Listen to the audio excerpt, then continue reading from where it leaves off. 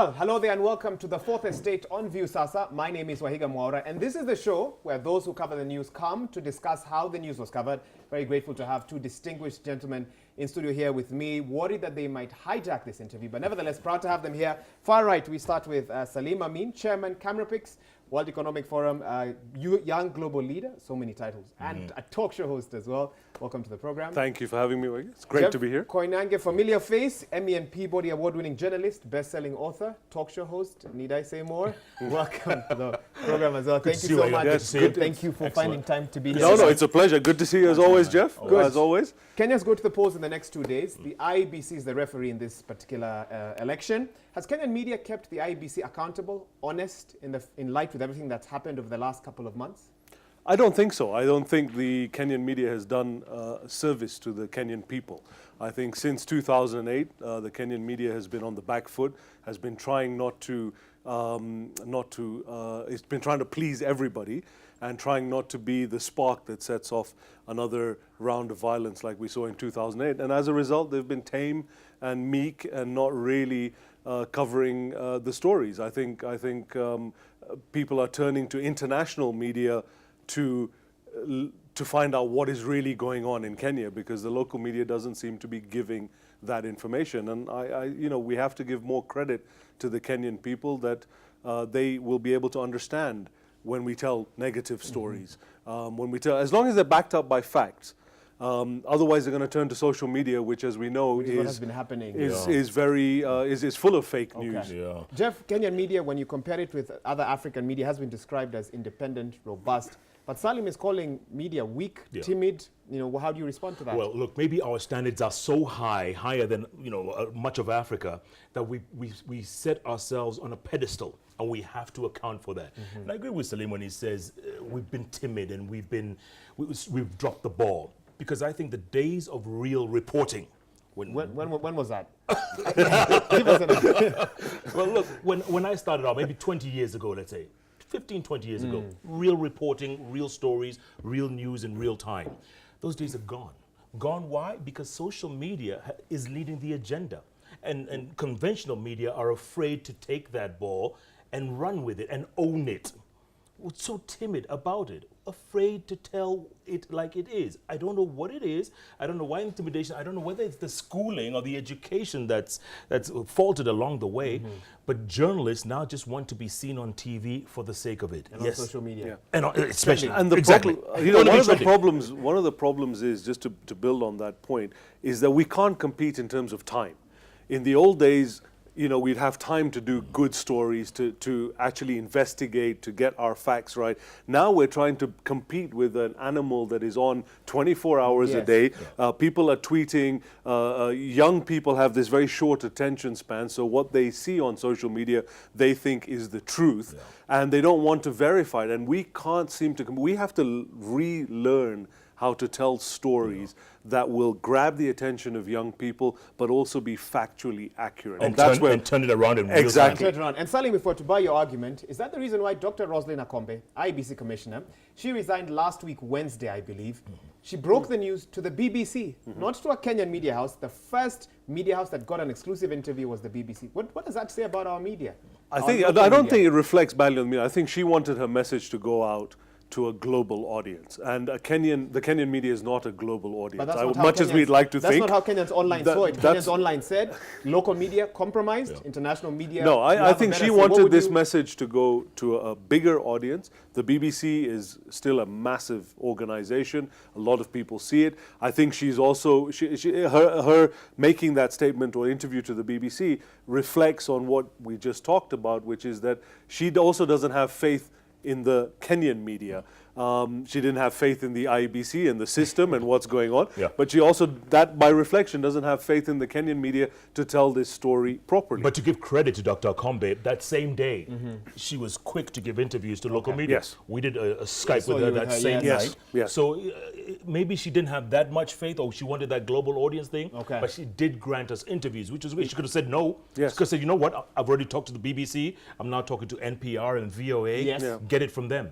Yeah. So, you know. So when you called her, she was, and I'm sure you directly called her. Yes. What was her response Oh, like? she says, Jeff, no problem. What time do you want to do it? And I gave her the time. She Yes. says, no, I'm doing another one at that time. Can we do it at this time? Which was great. I mean, Yes. I thought Okay. very Okay, accommodating. so that worked Yeah. out. Okay. Yeah. Well, I'll buy your argument for now, but a lot of Kenyans still feel that a lot more can be done by local media. Let's switch gears and talk about Ezra Chiloba, a man you actually recently, Yes. I don't know why Jeff is smiling. A man you Why are you recently smiling, Jeff? hosted, Yes. and a man many would say has been demonized in Right. this current political dispensation that we find ourselves in. The media is quick to report everything the opposition says about that man, but no media house has ever done an investigative story about Chiloba to prove whether or not he's done what they say he has done and then aired it. Have we played a part in demonizing a man for whom, if you were to ask Jeff Koinange right now as a journalist, prove that Chiloba did this or that, I don't know if he can. Yeah. So have we demonized an individual You wanna go and first? not Yeah, probe the facts? no, again, going back to the fact that we are playing catch up. We're always playing catch up to social media and what's being put out there. NASA puts a statement out and the social media goes crazy on it. Jubilee puts a social media goes crazy. It's a long time before Jeff will sit down with the person in Chiloba, for example, and do a proper in-depth interview and get his side of the story. We just play catch up to social media, and that's where that's what has to change and what has to And stop. Waihiga, on top of that, Yes. so I interviewed him 2 weeks ago. Yes. I got slaughtered for that on social media. Slaughtered for asking him the right questions. They wanted me to take the NASA line, if you will. But, you know, I wanted to ask him straight up questions. And the fact that he was so calm and cool and collected and answered smiling, people didn't like that. People wanted him to react, to sweat, to start shouting break and down. yelling, to break down, yeah. which I thought was so unfair. But he handled himself so cool. But again, is that the expectation of the Kenyan people? Yeah. Is that They're they paying want for blood. sensational, They want blood. They're paying for blood. sensationalism Yeah. and drama? That's Yeah. what they seem to like. And that's why people like did you Miguna feel- Miguna will always get airtime. And you hosted him for that. I did. Yeah, let's Did not you go feel down that pressure? route. Did you feel pressure to do the Chiloba interview Not a at all. different way? Not at all. Not at all. I knew what I wanted to ask. Okay. Because all this noise was just noise for me. I knew exactly what I wanted to ask and get from him. And I asked methodically. We went through just about everything. And I'm telling you, Waihiga, it was impressive. A 39-year-old guy under so much pressure didn't crack once. Do you have ratings for that show, Jeff? How many people actually saw it? As Salim takes over the show, go ahead. It's okay, go ahead. That's a good question. That's a good question. Go ahead. Sorry, That's the scoop right there. the scoop right there. Okay, go ahead, Jeff. Look, millions, huh? I mean, and not just conventional watching on TV that night. Diasporas, YouTube, View Sasa, people just getting on and watching this. It was incredible. But the backlash, you know, because they have a space for responding. Yes. And the people saying, look at this Jubilee sellout, look at this, you know, the stick I got just for interviewing someone and asking the right questions. People, I said earlier, you know, as Salim was talking, people are baying for blood. It's the mob justice mentality out there. And on Twitter, you can hide under a pseudonym, you can hide under whatever you want and throw stones as much as you can, and you won't be caught, you won't be charged, you won't be answerable to anybody. And they can do that all day, every day until someone cracks. So if a veteran journalist like Jeff Koinange has a hard time dealing with public pressure, what about the young kids coming out of college? They're news anchors today. They have no can't idea. do it. How are they going to handle that? They have no sort of idea. pressure? They can't. But then they toe the line. See, so they don't go controversial. They don't try and get in-depth stuff because they don't want to be demonized or to be victimized by the people out there. So they go they follow the line of the channel or the party Yes. They or play their safe. they play it safe very very and hide safe. in the crowd and hide in the line. Yeah. And they don't want And to be that's singled why out. our reporting is Where it not is. up to standard. It's just not up to standard, and this is why, God forbid things go wrong. Come Thursday, the media, I think, is going to have to answer to a lot. The same way they answered to it in 2008. Not that anyone was held accountable, but they had to answer a lot of questions in 2008. They're going to have to do it again this time. Let's talk about Thursday. We've talked about August 8th. We've gone in depth into what happened then. What are you expecting will be different from the media perspective this time around? What are you hoping to see on TV, to hear on radio in terms of how the media will cover that election? I don't know if they'll do anything differently. I mean, I'm hoping that things will be different in the sense that they will start going to all the various areas and deploying as much as they can to going to different polling stations and telling the real stories on the ground. How many people are actually coming out to vote? Are there problems in certain places? If there is violence, report the violence. What side is that violence coming from? Who is perpetrating it? Hold people accountable, but stay safe at the same time. Yeah, and 290 constituencies, Waihiga. That's right. And there has to be a voting in all those. So what about in Siaya or Migori or Nyanza, where one person shows up to vote in some remote little village? Are you going to be there to see that person voting, or will you be relying on the RO, returning officer, to send that information in?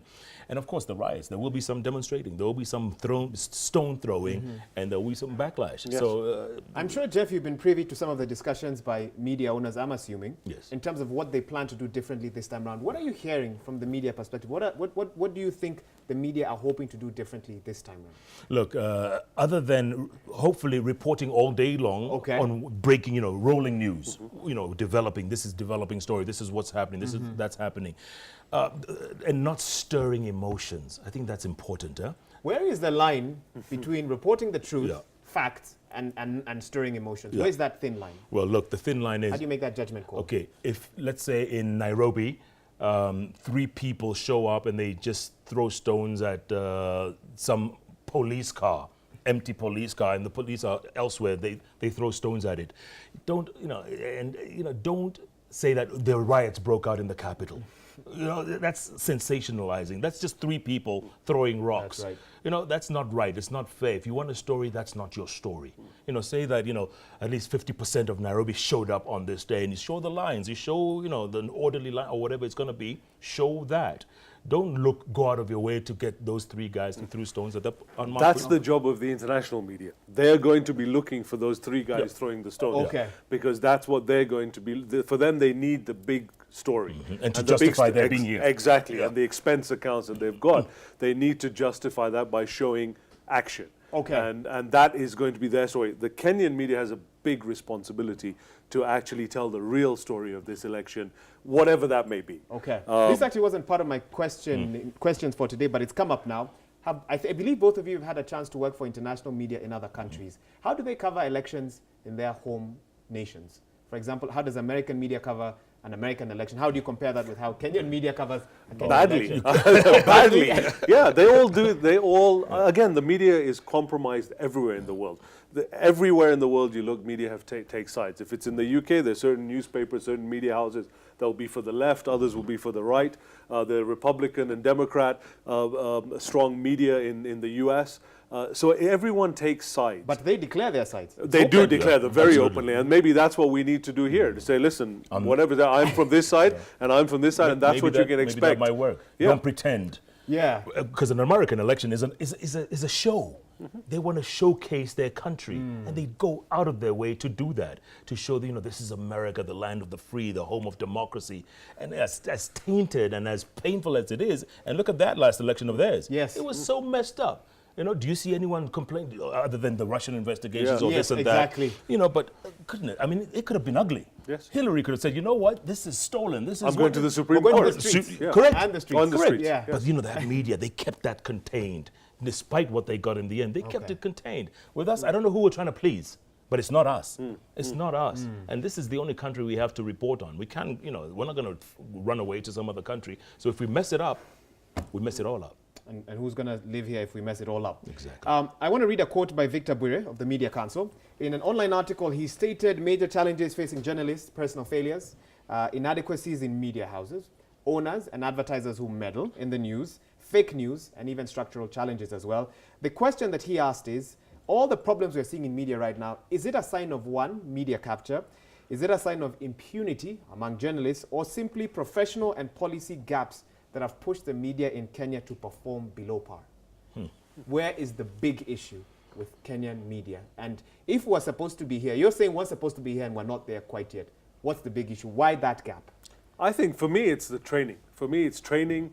It's the fact that young journalists that come out, I don't know what they teach in a lot of the universities and stuff here, but they don't seem to grasp the basics of what we are supposed to be doing.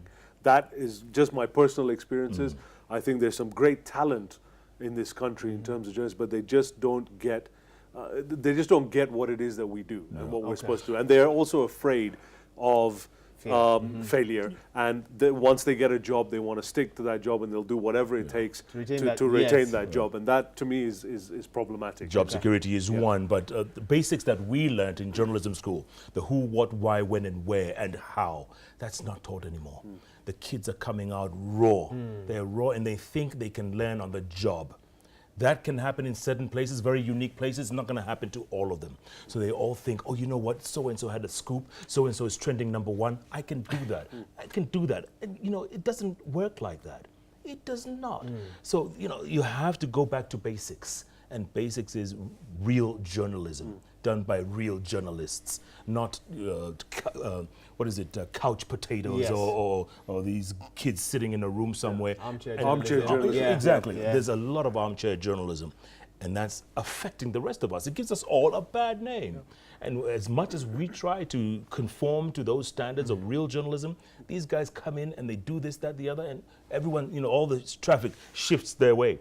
And again, we love the fake news stuff. We love it. We eat it up like crazy. I'm sure you've been a victim of, my God, fake news. So much. But what do? The minute you defend it, it's like, you're defending it. You're legitimizing it. You're guilty. What do? What effect has this self-censorship that Salim claims started in 2007 and is still going on till today, what effect has it had on the standards of journalism? And has it shown young journalists that it is okay to self-censor if you believe there's a higher good? That it's fine now to say, I know Jeff, you know, read the script wrong, and I'm going to hide that fact because, you know, Jeff is who he is, for example. Look, I think there are some times when we have to use our good judgment to not suppress the story, but maybe to slow it down. When are those times? Just when we can see that the country is going in a certain direction.